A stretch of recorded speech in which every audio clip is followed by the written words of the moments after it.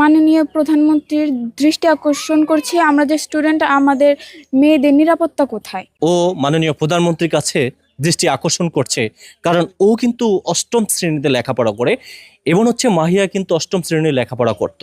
দেখুন, মাহিয়ার সাথে যে ঘটনাটি ঘটলো, ইতিমধ্যে হয়তো বা আপনারা সামাজিক যোগাযোগ মাধ্যমে একটি বিষয় বুঝতে পেরেছেন।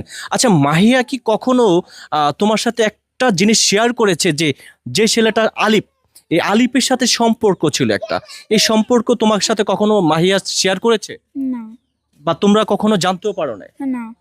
এই পাশে যেমনটা দেখতে পাচ্ছি, এই পাশে রয়েছে মাহিয়ার যে ভাই রয়েছে, সেই ভাই দেখতে পাচ্ছেন, ভাই বোনকে হারিয়ে রীতিমতো ভাইও কিন্তু একেবারে ভেঙে পড়েছে। তবে মিজানুর রহমান তিনি বিগত 15 বছর প্রবাস জীবন কাটাচ্ছে। যখন উনি শুনতে পেয়েছে যে তার মেয়ে এই দুনিয়াতে আর বেঁচে নেই, তার মানে আপনি বুঝতে পারছেন যে আসলে সৌদি আরবে তার মেয়ের দুঃসংবাদটি শুনে তার কাছে কেমন লাগতেছে সেই দেশে শুনে। আমি একটু জানতে চাইবো যে আসলে ও যখন ওর বোনকে হারিয়েছে, যে দুর্বৃত্তরা ঘটনাটি ঘটিয়েছে, আপনারা স্ক্রিনে ছবি দেখতে পাচ্ছেন, ছেলেটার নাম গিয়ে আলিফ, আমরা এটা জানতে পেরেছি। আচ্ছা, তোমার মাহিয়া, তোমার কি ছোট বোন না বড় বোন? ছোট বোন। ছোট বোন। এই যে তোমার বোনের সাথে যারা ঘটনাটি ঘটিয়েছে, তুমি মূলত তাদের কি চাও? ও তো কথা বলতে পারতেছে না, তুমি কান্না করতেছে, শুধু কান্না আসতেছে, মানে ওর ঠিক নাই, মাথা মোতা ঠিক নাই। হ্যাঁ ওর মাথা ঠিক নাই। ও যখন ও সর্বপ্রথম লাশটা দেখছি, ও যায় সবার আগে দেখছি, দেখে ও চোখ দিয়ে গড়াগড়ি করে অনেক কান্নাকাটি করছে। মানে এইরকম অবস্থা, বোনের প্রচন্ড আদর করে, যা খায় বোনরা রেখে খায় না, আর বোনও যদি কেউ কিছু দেয় বলে আমার বাইরে দিলেন না, মানে ওর জন্য আবদার রেখে যায়। এরকম ওরা সম্পর্ক আলাদা, এরকম সম্পর্ক আমরা সচরাচর দেখা যায় না। আমরাই তো কতগুলা ভাই বোন আছে, আমাদের ভিতরে এত আন্তরিকতা নাই, ওদের মধ্যে যে এরকম আন্তরিকতা। আদরের ছোট বোনকে হারিয়েছে। হ্যাঁ হ্যাঁ, মানে ধরতে গেলে এক প্রকার পাগল হয়ে গেছি। এটা স্বাভাবিক, যখন ও কিছু বলতে পারতেছে না। ও আজ 9 দিন ধরে ওরা কোনো খাবার পানি কিছুই খাইতেছে না।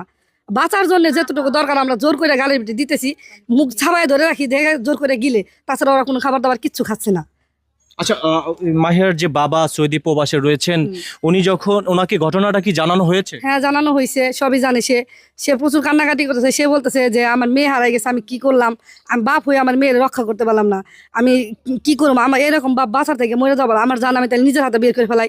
আমরা সবাই বুঝাইতেছি যে না, আপনার একটা মেয়ে হারাই গেছে দেখে কি ছেলেরে ওই তিম করে দিবেন নাকি, আপনি মনের পাশান দেন। আমাদের এর চাইতে বলার ভাষা আমাদের নাই। মাহিয়ার কি হন আপনি? আমি মাহিয়ার খালা। আপনি মাহিয়ার খালা। এটা তো একই বেসের। হ্যাঁ। আচ্ছা, এই যে ঘটনাটা ঘটলো, তুমি কোন ক্লাসে পড়ো? ও তো অষ্টম শ্রেণীতে লেখাপড়া করতো। আমি অষ্টম শ্রেণীতেই পড়ি। তুমি অষ্টম শ্রেণীতে লেখাপড়া করো? একই বিদ্যালয় না, আলাদা আলাদা বিদ্যালয়? হ্যাঁ। আচ্ছা, এই যে মাহিয়ার সাথে যে ঘটনাটি ঘটলো, বাংলাদেশের মানুষ এই ঘটনাটি দেখেছে, কিংবা তুমি দেখেছো, শুনতে পেয়েছো, আসলে তুমি এটার কি শাস্তি চাও? আমি যে এমন একটা বিচার হোক যেন কেউ আর দ্বিতীয়বার এই কাজটা না করতে পারে, কারণ আমরা একটা দেখার একটাই চাই যে ওর সাথে যেটা হয়েছে যে আর দ্বিতীয় কোনো মেয়ের সাথে যেন এমনটা না হয়।